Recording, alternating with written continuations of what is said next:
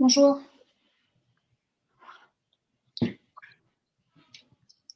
Bonjour Gabriel. Bonjour Jeanne, très heureux de nous retrouver ensemble ce soir pour un nouveau webinar et un webinar qui est assez inattendu puisque le thème c'est tout le bonheur du monde est dans l'inattendu. Avant de commencer, et comme nous sommes une agence internationale avec effectivement une émotion française et une émotion marocaine, je voudrais de tout cœur te dire en mon nom et en tous ceux de mon équipe l'émotion que j'ai ressentie face à l'événement que vous subissez, à ce tremblement de terre. Et je voudrais dire que vraiment, je suis touché comme être humain, comme Français, comme et partenaire de ta propre destinée. Et je voudrais de tout cœur exprimer, voilà, de nouveau mon émotion vis-à-vis de ce grave accident du climat, de la Terre, et en espérant que les gens retrouveront progressivement une certaine joie de vivre. Voilà. Merci Gabriel pour tes mots. En effet, ça a été un moment difficile, mais tout le monde est solidaire aujourd'hui dans ces moments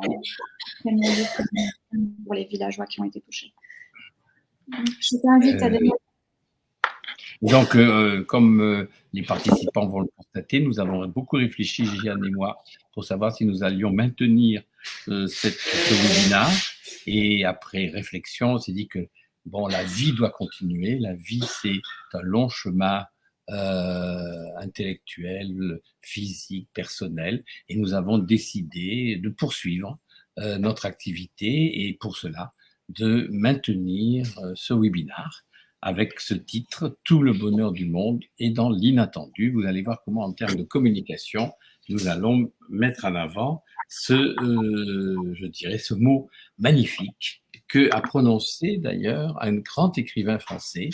Tout le bonheur du monde est dans l'inattendu. Et d'ailleurs, on l'a mis de manière tout à fait volontariste.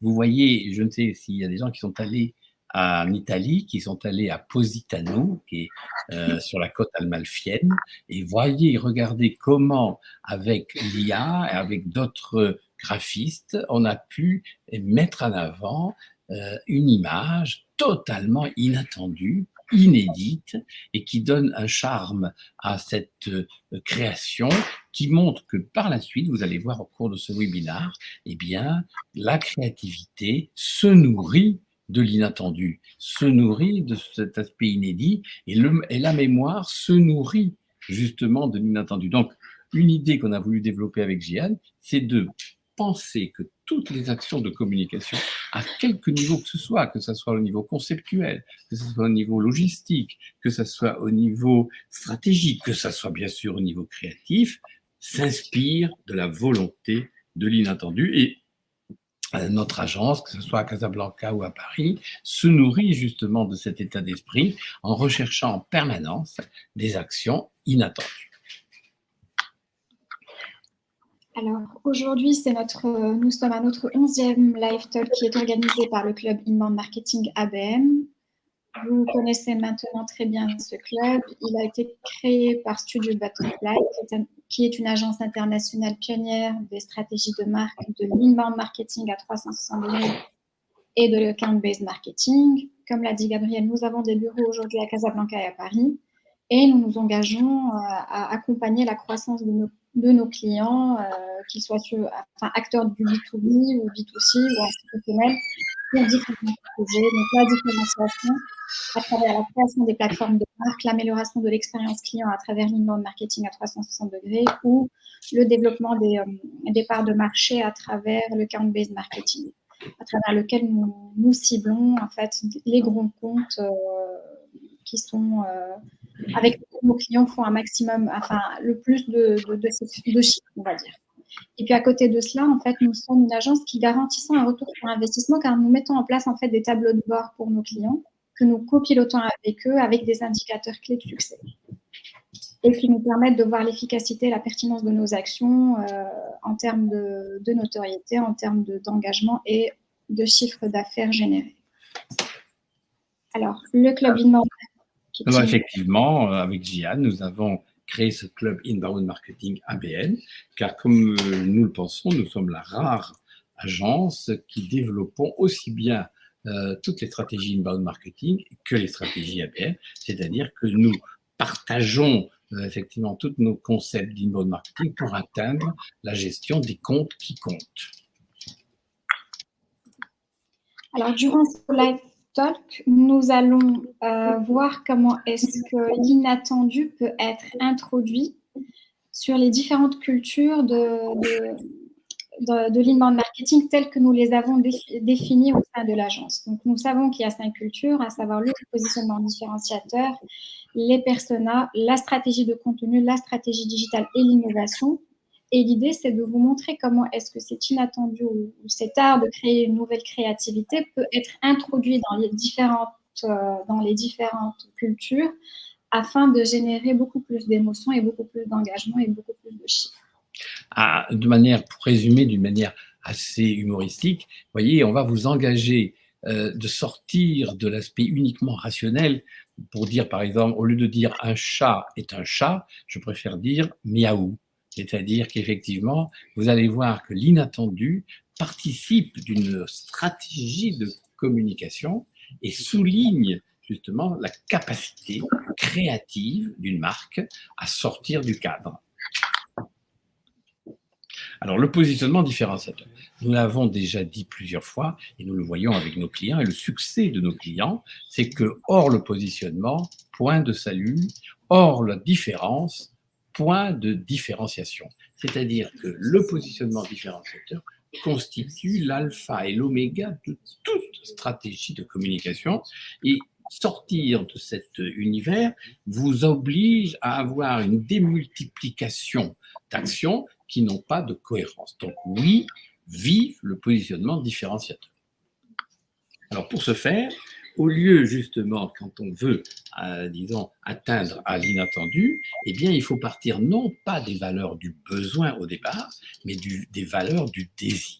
Et pour nous, Gian et moi, nous avons imaginé, nous avons constaté avec nos clients qu'il y a 4 valeurs du désir qui constituent justement un phénomène d'attrait. On vous suggère de pratiquer l'humour, parce que l'impertinence crée la relation et crée une forme d'empathie. Ensuite, de créer l'intrigue. C'est-à-dire, il ne faut pas tout dire, justement. Il ne faut pas tout dévoiler pour laisser l'autre avoir envie de vous consulter.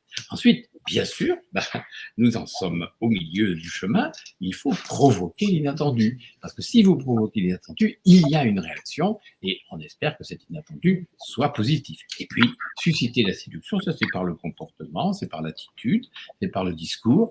Donc, nous vous engageons à rechercher ces 4 valeurs du désir et vous allez voir d'ailleurs un de nos cas exemplaire, une des très grandes sociétés françaises qui a adopté les valeurs du désir et qui a permis évidemment de créer une identité de marque très forte. Alors, qu'est-ce que nous disons? Le désir précède le besoin. C'est-à-dire que nous sommes tous, en général, des enfants de Kotler, même que ce soit les étudiants actuels ou les autres. Nous avons étudié, réétudié le fameux, les 4 P de Kotler. Eh bien, Kotler, c'est très bien, mais aujourd'hui, le désir précède le besoin. Exactement, le désir précède le besoin parce qu'aujourd'hui, on est sur des marchés où les besoins sont totalement remplis. Donc, la concurrence est très féroce sur tous les sujets, que ce soit les services ou les produits. Les budgets publicitaires ne sont plus aussi efficaces qu'avant. Donc, on augmente les budgets publicitaires de manière exponentielle et pourtant, on observe une certaine diminution de l'efficacité de la com parce qu'il y a énormément justement de communication faite par différents acteurs. Et donc, pour atteindre la cible, il faut se rendre désirable. Donc, le marketing aujourd'hui, l'inbound marketing avec sa philosophie qui est permissive, doublé, je dirais, avec le marketing du désir, permet justement d'éviter cette saturation et le rejet finalement du client de toutes les communications qui sont faites et qu'il reçoit. Vous le voyez dans le visuel sur la slide. Alors, c'est l'habitude que nous avons de montrer les 2 pyramides, la célèbre, entre guillemets, pyramide des besoins de Maslow. Tous les hommes de marketing, les dirigeants connaissent bien, c'est toute la hiérarchie des besoins, depuis, bien sûr, les besoins physiologiques jusqu'à les besoins de s'accomplir. Et puis, nous avons eu l'idée chez Studio Butterfly d'imaginer la pyramide des désirs qui précède. Et donc, vous voyez que le premier désir sur lequel il faut s'appuyer en termes de stratégie de communication, c'est le désir d'inattendu. Pour atteindre quoi? Eh bien, atteindre ce qu'on va parler d'obsession client, c'est le désir de valorisation de soi. C'est que toute la stratégie de communication ne doit pas avoir pour objet de promouvoir les produits, mais de permettre à celui qui va acheter ou celui qui va utiliser les produits de se sentir davantage valorisé qu'auparavant. Alors, nous avons été consultés par, vous connaissez le musée du Louvre, le célèbre musée du Louvre, qui souhaitait développer une identité de marque plus jeune, plus dynamique, pour pouvoir attirer une nouvelle cible. Eh bien, nous leur avons proposé la pyramide des désirs. Et le premier désir, c'était le désir d'inattendu. Et effectivement, je suis heureux de vous informer que celui qui a sorti cette phrase magnifique, tout le bonheur du monde est dans l'inattendu, c'est le célèbre écrivain français de l'Académie française, Jean d'Ormesson. Eh bien, pour le Louvre, nous avons suggéré au Louvre de sortir de ce côté institutionnel, comme je dirais la Tour Eiffel, le Louvre, etc., et de créer, comme on l'a mis, la surprise, l'étonnement, par un certain nombre de moyens. Donc vous voyez que quand on veut surprendre, on a proposé un blog qui s'appelle Étonnez-moi, de mettre en avant des événements, mais sous un regard décalé, impertinent. Et nous avons proposé, par exemple, 1 minute 30 chrono pour mieux connaître le Louvre et l'aimer. Donc vous voyez, et l'aimer éperdument, d'ailleurs. Et donc, cette approche d'inattendu a donné un nouveau visage au Louvre.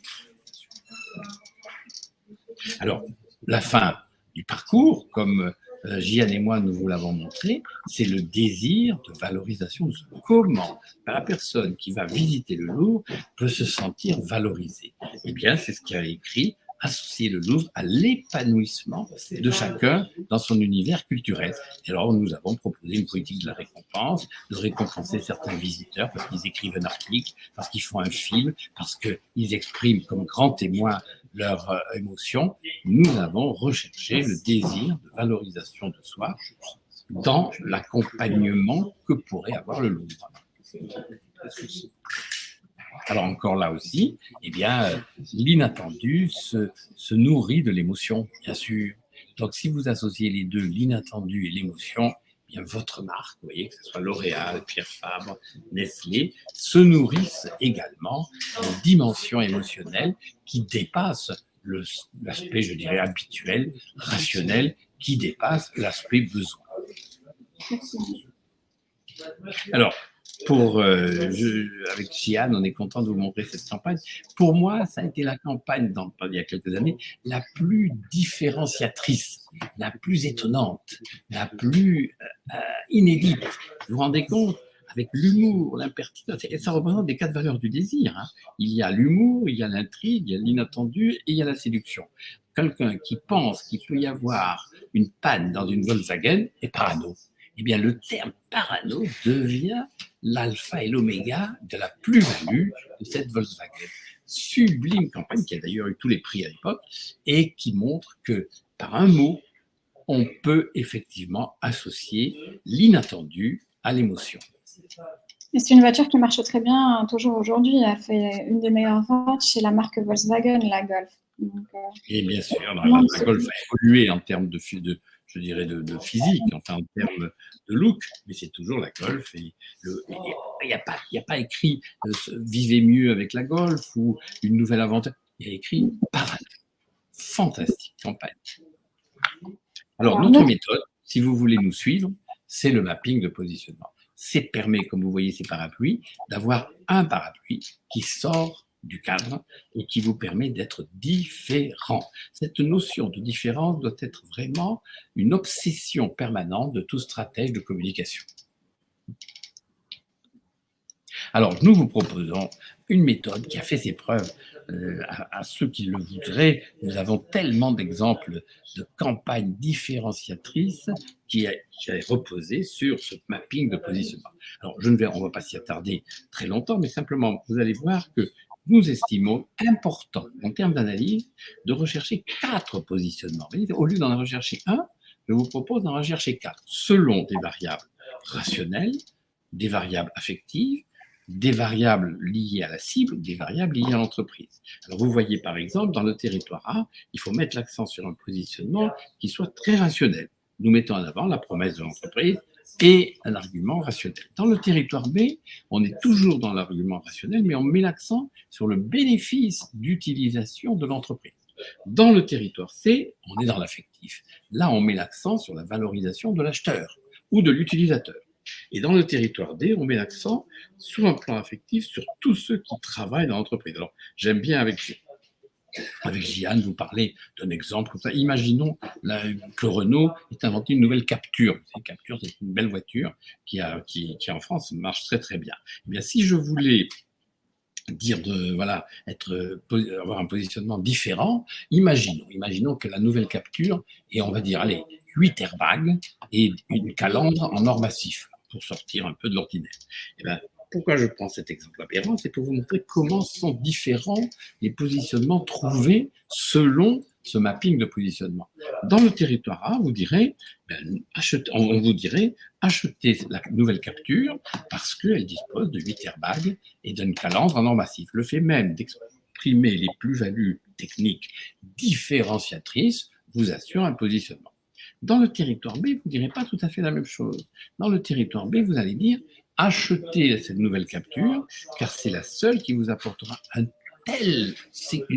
maximum de sécurité avec un look avant-gardiste. Donc là, on met l'accent sur le bénéfice d'utilisation. Dans le territoire C, on s'adresse à l'acheteur.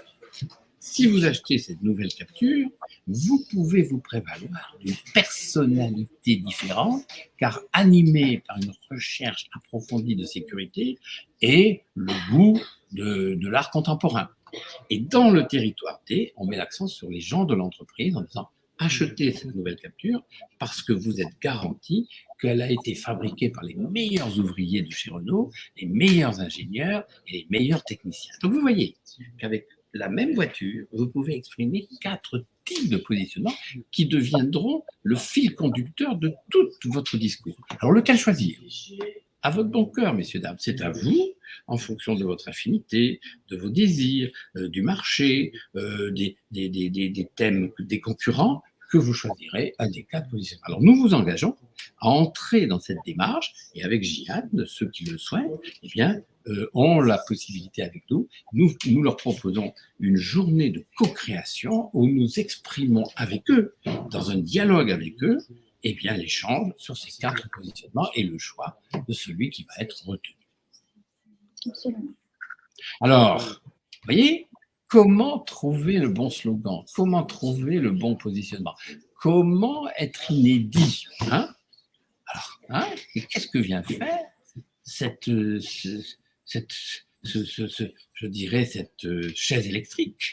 Une chaise électrique dans le cadre d'un webinar sur l'inattendu. Curieux, non? Vous ne trouvez pas? Et qui c'est ce Gary Gilmore, là? Qu'est-ce que vient faire Gary Gilmore, comme au fond un publicitaire de talent qui aurait, vous allez voir, inventé le plus beau slogan de la communication? La réponse est là. Est-ce que vous savez que Gary Gilmore a été un assassin? Je crois qu'il a tué plusieurs jeunes filles et il a été condamné à mort, il a été condamné à la chaise électrique. Et alors, la réalité, l'histoire veut que Gary Gilmore était dans la salle où il y avait la chaise électrique, et puis il y avait, comme d'habitude, que ce soit en France ou aux États-Unis, le procureur général, le juge, l'avocat, les responsables administratifs, etc. Malheureusement, ou heureusement, je ne sais pas, pour lui, il manquait le procureur général. Alors, comme le procureur général n'est pas là, on attendait. Et alors, il était là, Gary Gilmore, et qu'il devait être sur la chaise électrique, et puis il attend. Et à un moment donné, il en a tellement marre, lui, qui était condamné, qu'il dit « Ah, alors, just do it !» Et just do it, entendu par la suite par le président de l'agence de publicité de Nike, a trouvé que c'était un merveilleux slogan, et il l'a pris pour le slogan de Nike, avec l'avantage pour lui, je dirais presque off record, de n'avoir à payer aucun droit d'auteur, car Gary Gilmore a été évidemment mis sur la chaise électrique. Mais donc vous voyez que lorsqu'on veut trouver un positionnement, ou du moins un slogan, eh bien, on peut s'inspirer de n'importe quelle situation, à la suite, évidemment, d'avoir trouvé le bon positionnement, pour effectivement imaginer un slogan magnifique. Et un slogan, c'est ce que nous faisons, nous, avec Jeanne, qui a comme obligation d'engager la marque. Absolument. Et les slogans, en fait, les signatures, ce qu'on appelle slogans ou signatures chez nous, on les propose avec sur les différents territoires. Donc, chaque territoire est accompagné, qu'a présenté Gabriel tout à l'heure, est accompagné d'une signature engageante. Alors, voilà encore une signature, comme parle Chiane. C'est là aussi, c'était l'inattendu. Pourquoi on vous présente cette slide? Parce que voilà une boîte qui s'appelle Orga Ortho. Ils ont une activité qui est fondamentalement très rationnelle. Ils ont une plateforme qui permet à tous les orthophonistes de se débarrasser complètement de tout ce qui est administratif. Les points avec la sécurité sociale, avec les hôpitaux, avec les médecins, etc. Et leur démarche préalable, avant, je dirais, notre collaboration, c'était nous nous occupons de tout l'administratif. C'est pas très excitant, c'est pas très inattendu, c'est pas très inédit. Nous, avec Jeanne, nous avons proposé justement de sortir du cadre et de créer une démarche inattendue. Et nous avons estimé que ce qui fait bouger les orthophonistes et qui les fait vivre, c'est leur passion vis-à-vis de leurs clients. Alors, en mettant l'accent sur vos patients méritent votre passion, nous avons décalé les messages en jouant sur je dirais, la passion des orthophonistes et dans le texte, en soulignant le fait que tout ce qui est administratif relève de la société Orga Ortho. Donc vous voyez que l'inattendu dans la recherche de slogan permet de, encore une fois, sortir du cadre. Alors voilà des exemples de signatures qui nous engagent, qui engagent la société. Et Flexico, qui est un leader de l'emballage, emballez vos clients. Donc, à notre sens, vous devez vous préoccuper d'une signature qui vous engage et qui vous engage dans une relation offensive avec vos clients. Vous voyez, par exemple, IHFB, qui est un hôpital, un institut hospitalier, au lieu de simplement montrer qu'ils savent soigner, ce qui est la moindre des choses, il est écrit « au-delà du soin, vous comprendre ». Donc, toutes les signatures qui permettent d'exprimer l'engagement de la firme permet par la suite d'avoir une plateforme de marque extrêmement dynamique. Alors, en fait, la stratégie de communication par la suite va découler du positionnement qui va être retenu et de la signature qui en est induite. L'objectif derrière, c'est d'avoir une cohérence d'ensemble et de pouvoir vraiment créer un territoire de marque qui soit reconnaissable par les clients de la marque. D'où, effectivement, la conséquence inéluctable, c'est que, je dirais, c'est le b.a.-ba, d'avoir écrit profondément ou écrit de manière plus elliptique une plateforme de marque avec ces 6 obligations, exprimer la vision de la société, sa mission, ses valeurs, je préfère même souvent le mot engagement, vos engagements, son style et le ton pour créer la personnalité de la marque, votre ambition et ce dont on a parlé pendant un certain nombre de minutes, votre positionnement qui doit exprimer votre différence. Alors, à la rentrée, les choses sympathiques arrivent et nous voudrions vous faire bénéficier d'une vision optimiste de l'avenir. Et comme nous avons beaucoup parlé de positionnement, Jeanne et moi, nous vous proposons d'analyser gracieusement votre positionnement actuel avec en plus 2 autres missions. Analyser votre positionnement actuel, le comparer à celui de vos concurrents, voir quelle est ou n'est pas votre différence et s'inscrire dans une vision différenciatrice. Donc, nous serions heureux de vous offrir, selon notre démarche, l'analyse de votre positionnement actuel et vous verrez, je trouve que ça serait intéressant parce que souvent on croit être différent et on fait en général ce que font le concurrent d'à côté. En fait, effectivement, si c'est une priorité en fait marketing de votre marque, de votre entreprise, effectivement, nous serons contents de pouvoir vous accompagner sur ce petit exercice. N'hésitez pas à appeler Gia, n'hésitez pas à m'appeler et nous vous proposerons, selon notre approche, l'analyse de votre positionnement actuel pour justement percevoir ou pas votre différence. Alors, après avoir vu, en fait, traiter le positionnement du communicateur, qui est en fait l'ossature de toute la stratégie de communication, de marketing digital qui va être déployée et d'inbound marketing, il faut s'intéresser au persona. Alors, le persona, qu'est-ce que c'est? Le persona, c'est le profil de votre client idéal. Donc, c'est une représentation en fait fictive. On sait que chaque entreprise a des segmentations. Quand elle s'adresse à un marché, elle va segmenter le marché, elle va avoir un cœur de cible. Bien sûr, ce cœur de cible, on va étudier en fait les personas. Donc, le persona, c'est la personne qui va incarner le profil du client idéal, qui va consommer la marque, les produits de la marque, ses services, et qui va en plus, en fait, la recommander par la suite.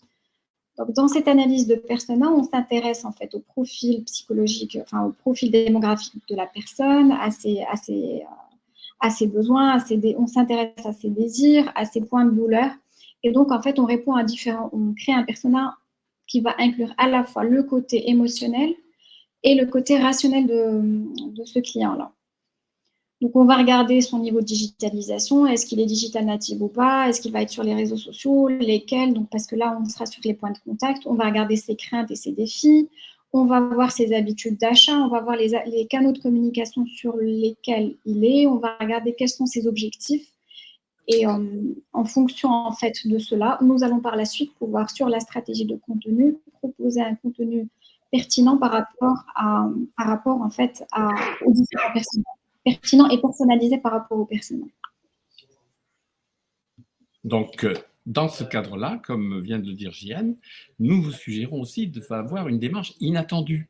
C'est-à-dire, au lieu de prendre les cibles par leur nom simplement, et leur pédigré, et puis leur adresse email, de les typer. Et vous voyez, pour un de nos clients qui est dans le recouvrement de créances, nous avons typé un certain nombre de profils. Il y a par exemple justement les endormis, il y a les leaders, il y a les suspects. Eh bien, pour chacun de ces personnages, pour chacun de ces types, nous avons fait une stratégie de communication adaptée.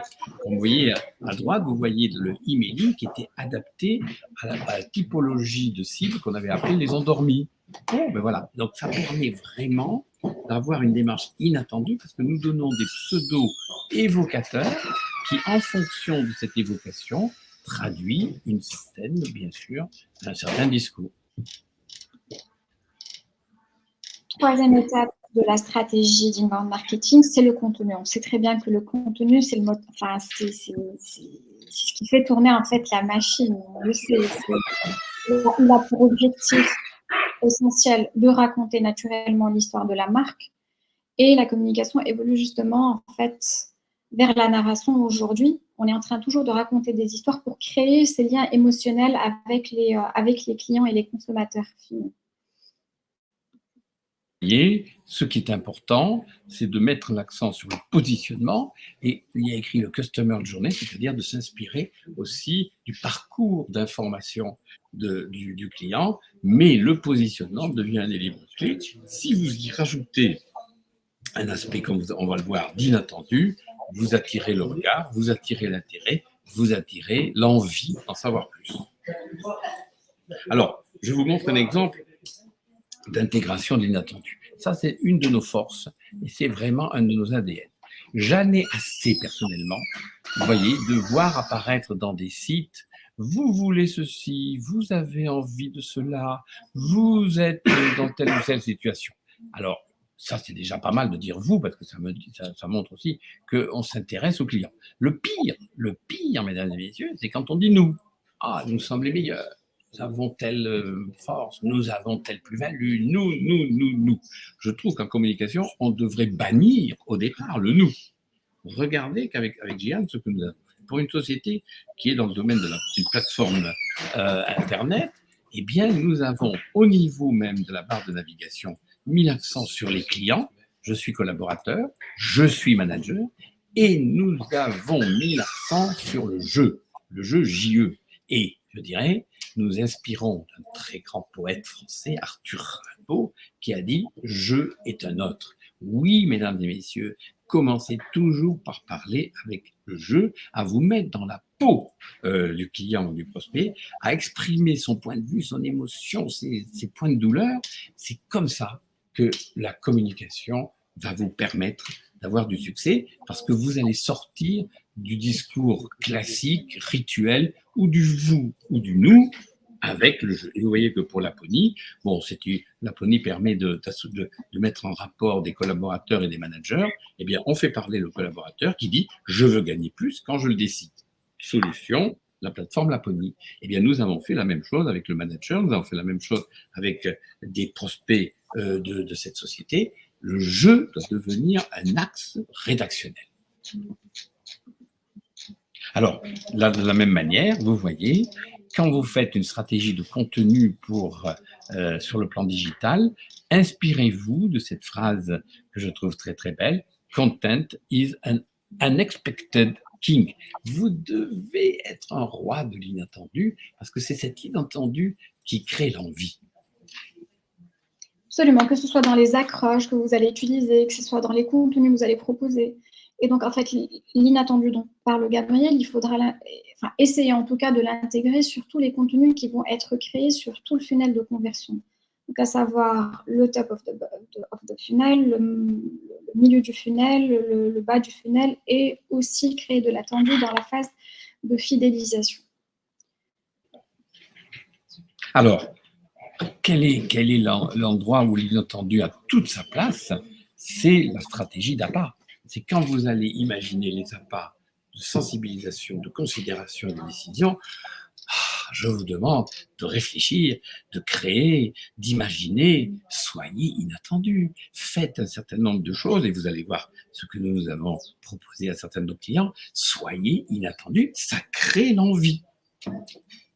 Un exemple fantastique, je te laisse, Jeanne, le soin de l'exprimer, c'est une campagne qui a eu des prix en France, la campagne de Becherel, qui est un dictionnaire français pour aider les jeunes ou les moins jeunes à parler, à écrire sans faute d'orthographe. Alors effectivement, c'est une campagne que nous avons en fait, qui nous a interpellés, que nous avons trouvé très créative et très inattendue, et dont le but en fait est de vraiment, je veux dire, sensibiliser les jeunes, les enfants à la grammaire. Et donc, ça a été, enfin, vous voyez que les visuels qui ont été créés sont vraiment très inattendus et très créatifs, très interpellants.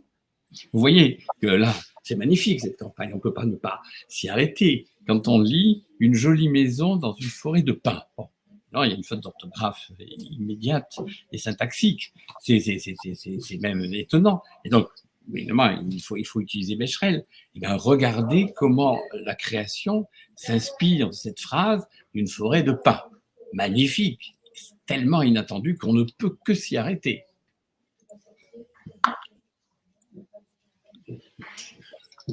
Et là encore, vous voyez, quand on écrit une compétition de saut en hauteur, le saut qui devient SEAU.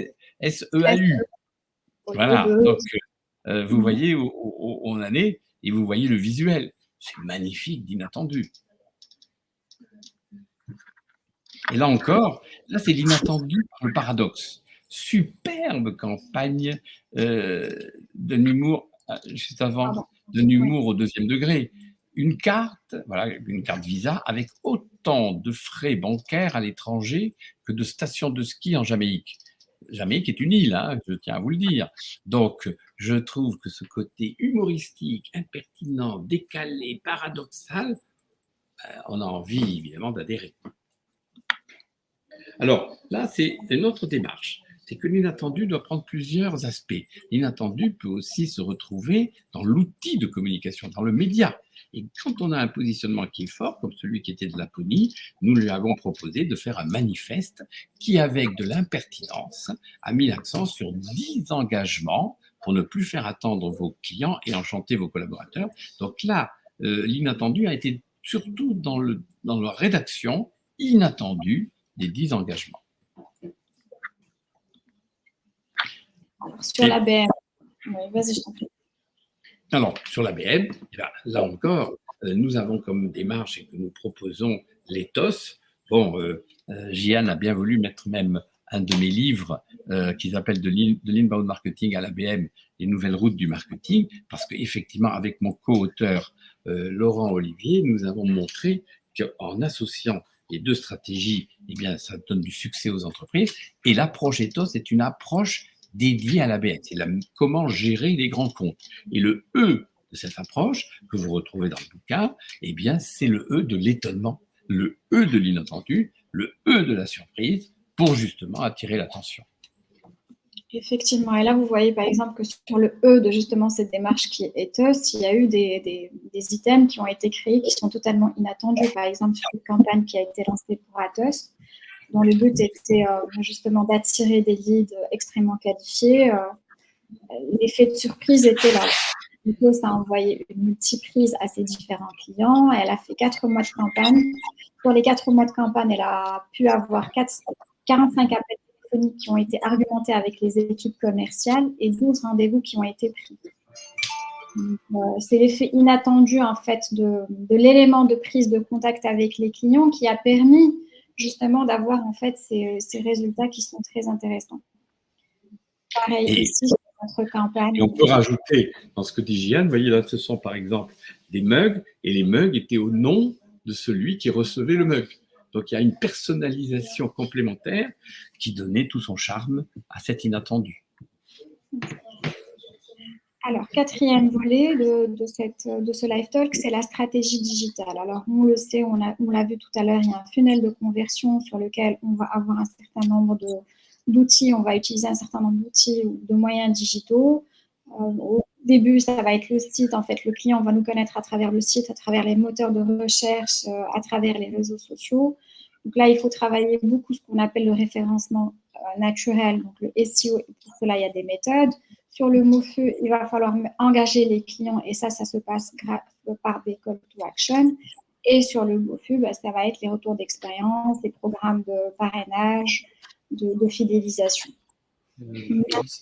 Et donc là, regardez, on a mis, c'est très, très, très d'actualité, hein, c'est tout à fait d'actualité, l'inattendu avec l'IA. Mais oui, grâce aujourd'hui à l'intelligence artificielle, vous créez l'inattendu auprès des offices de tourisme, par exemple.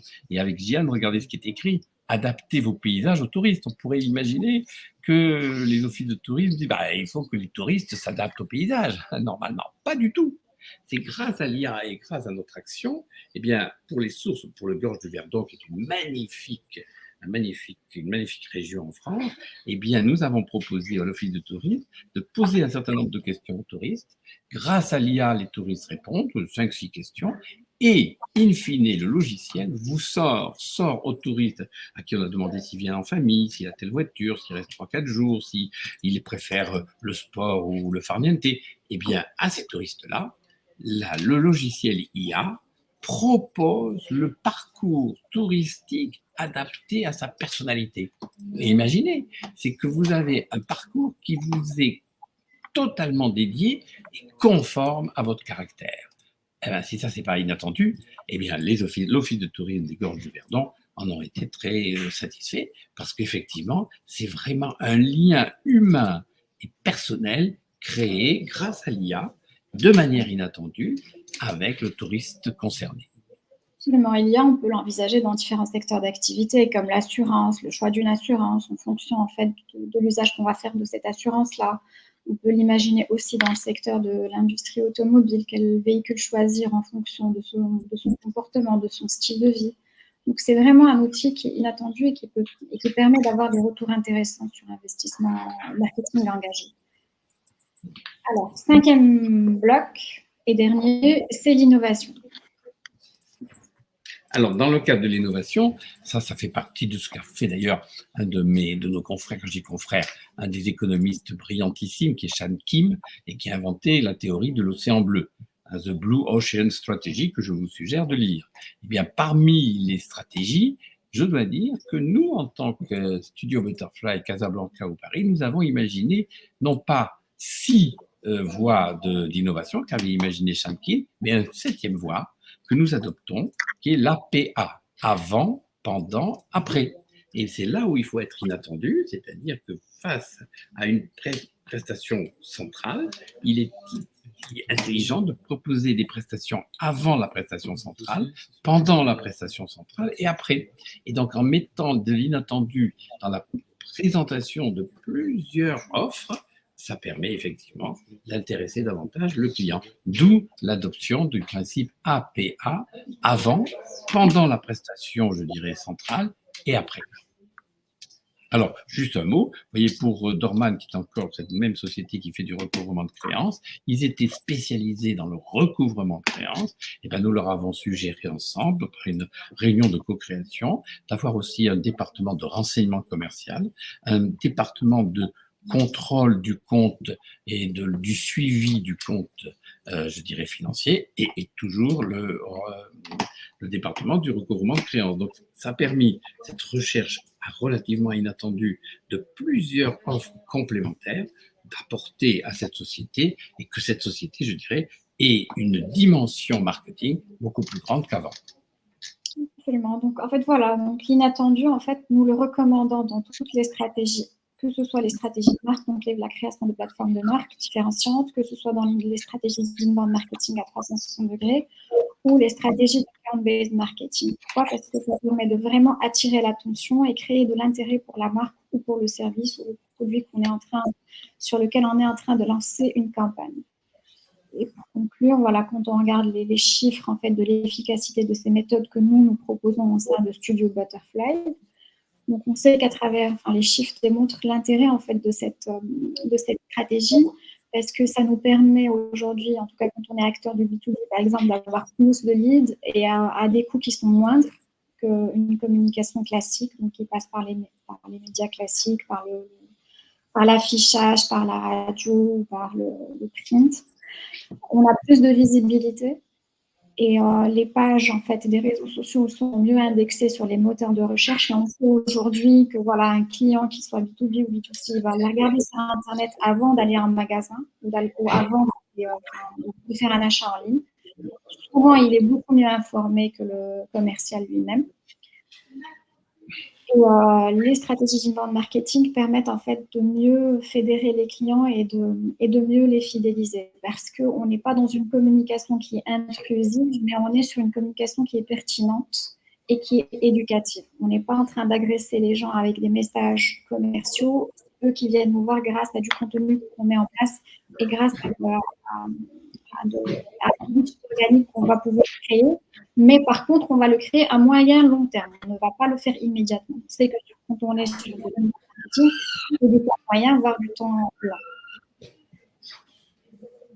Et donc, pour l'ABM, qui est la suite logique, la gestion des grands comptes, comme je le dis de manière un peu triviale, l'inbound marketing, c'est la démarche de rechercher un maximum de poissons, alors que l'ABM, c'est la prise du poisson qui compte, enfin du gros poisson.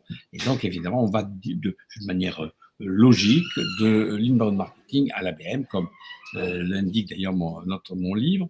Et bien là-dedans, dans l'ABM, quand vous avez vraiment sélectionné les comptes qui comptent, et dans les comptes qui comptent, les personnes qui comptent, eh bien, vous avez plus de ventes, un meilleur alignement entre le marketing et les sales, et puis évidemment, vous obtenez une fidélisation beaucoup plus grande. Voilà, donc nous vous invitons à adopter ces démarches parce qu'on le sait que dans l'univers du business et du marketing, rien n'est permanent sauf le changement. Enfin, célèbre.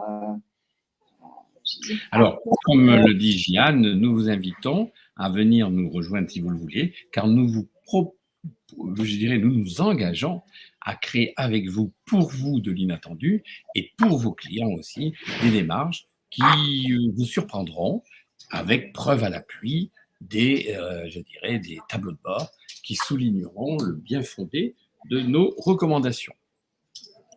Alors, comment est-ce que nous intervenons au sein de l'agence ? Nous avons choisi notre démarche qui est une démarche de co-création, de coproduction et de copilotage avec nos clients. Alors, pourquoi est-ce qu'on a choisi cette démarche-là? C'est pour assurer un meilleur transfert de compétences aux équipes. Aujourd'hui, depuis on sait On apporte des solutions sur mesure, naturellement, en fonction de la taille de l'entreprise, en fonction, enfin, ça peut être une start-up, ça peut être une multinationale, ça peut être un acteur institutionnel, ça peut être un département ministériel, ça peut être une ONG internationale. On arrive avec des solutions sur mesure avec cette démarche-là. On va auditer, on va benchmarker, on va co-créer la stratégie de positionnement avec la plateforme de marque, avec les personas, l'analyse des personas, avec la stratégie de contenu, la stratégie digitale et le tableau de bord dont tu as parlé, Gabriel, tout à l'heure, qui permet de mesurer les résultats. Ensuite, sur une deuxième phase, on peut coproduire avec nos clients. Donc, s'ils ont les moyens en place, s'ils ont des équipes étoffées, ils produisent, on valide avec eux, on les accompagne en tout cas sur la qualité de la prod, tout comme ils peuvent nous confier les éléments de production. Et puis, il y a le copilotage. Donc, ça va se faire à travers en fait, des réunions qui peuvent être hebdomadaires ou mensuelles en fonction de la problématique client et de l'ampleur de l'ampleur de la campagne ou du cas qu'il faut traiter. Gabriel, tu voudrais rajouter quelque chose? Non, je voudrais dire, je confirme et je conforte ce que tu as dit. Notre volonté, c'est que nous aimons à la fois exprimer, c'est normal, vu notre expertise, des axes de réflexion, vous les proposer, vous les, je dirais, vous séduire par nos méthodologies qui sont innovantes, qui ont fait l'objet de ma part d'un certain nombre de bouquins, de conférences, comme l'a fait aussi Jeanne, mais à l'intérieur de ces axes de réflexion, de ces axes de recommandation. Nous aimons beaucoup la co-création parce que nous estimons qu'en partageant votre expertise et la nôtre, eh ben, nous aboutissons et, je dirais, à des positionnements différenciateurs et à des stratégies digitales étonnantes et innovantes et à des récompenses, entre guillemets, pour vous, de la part de nouveaux clients, de nouveaux leads et surtout une belle fidélisation de vos clients. Mais je dirais que le mélange judicieux de notre directivité associée à la co-création donne de très très beaux fruits. Voilà. Et comme le dit Jeanne et comme le dit un proverbe marocain que j'aime beaucoup, ça exprime vraiment ce que vient de dire Jeanne et ce que je viens de dire. Une main toute seule ne peut applaudir. C'est avec vous qu'on va réussir. Merci à tous pour votre attention. Et voilà, si vous avez des questions, nous serons très heureux d'y répondre.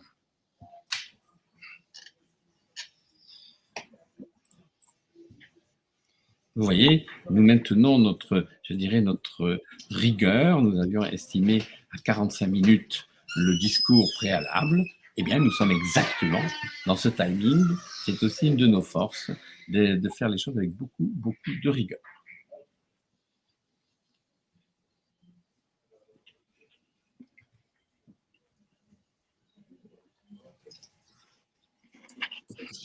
Avez-vous des questions qui vous paraissent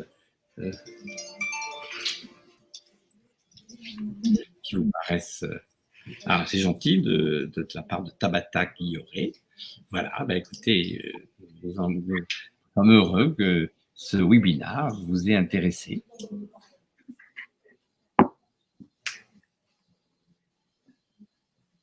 Nous restons bien sûr à votre disposition. Alors, je le dis, je le répète, avec Jeanne, nous répétons notre offre de rentrée, de vous proposer gratuitement l'analyse de votre positionnement vis-à-vis de vos concurrents pour percevoir votre différence et l'adapter à votre marché.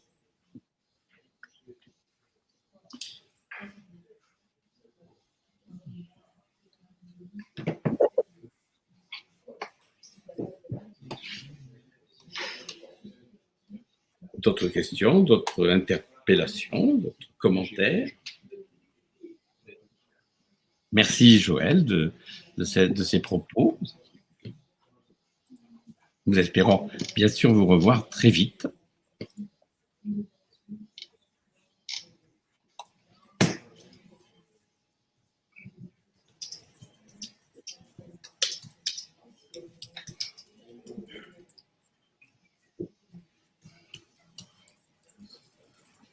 Voulez-vous être inattendu par vos questions, par votre interpellation, par vos remarques, nous serions très très heureux de vivre avec vous des moments inattendus.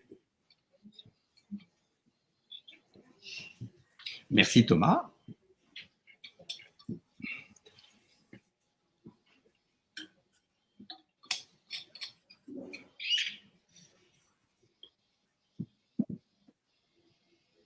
Tu veux répondre, Jeanne? Oui, alors l'offre de la rentrée est effectivement, elle est valable sur les deux marchés, enfin, marocain, français, et puis même les marchés africains sur lesquels nous intervenons. Tout à fait, je rappelle. Et nous avons de l'expertise aussi bien sur la France que sur le Maroc, sur l'Afrique et sur l'international.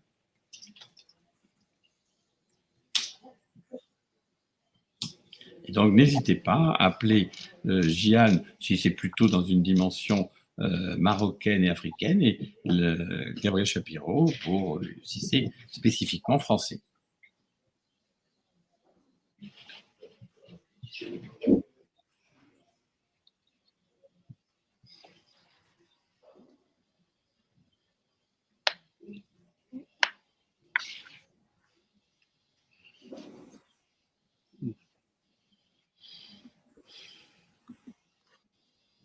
D'autres questions, d'autres interpellations? En tous les cas, il ne faut pas hésiter à nous solliciter. Hein. Nous sommes joignables sur LinkedIn, par email. Venez nous voir au bureau, que ce soit à Casa ou à Paris. Vous êtes les bienvenus.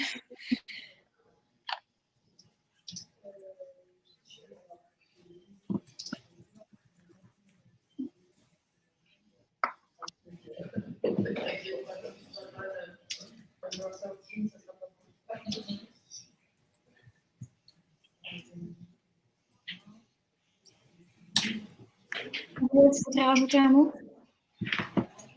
Eh bien, simplement de dire que j'étais ravi de ce webinaire. Je voudrais aussi dire encore un mot de mon émotion et de mon sollicitude auprès des Marocains avec ce qui vous est arrivé. Et pour revenir sur le webinaire, eh bien, avec beaucoup d'attention, inattendue s'il le faut, eh bien, nous serions heureux de partager vos questionnements, votre réflexion, votre interrogation. Et je pense que Jeanne et moi, nous pouvons vous apporter un regard différent que d'autres n'ont pas toujours, avec l'exemple d'ailleurs de nos nombreux clients, car nous avons chaque fois apporté cette dimension émotionnelle qu'on n'a pas toujours l'habitude d'avoir.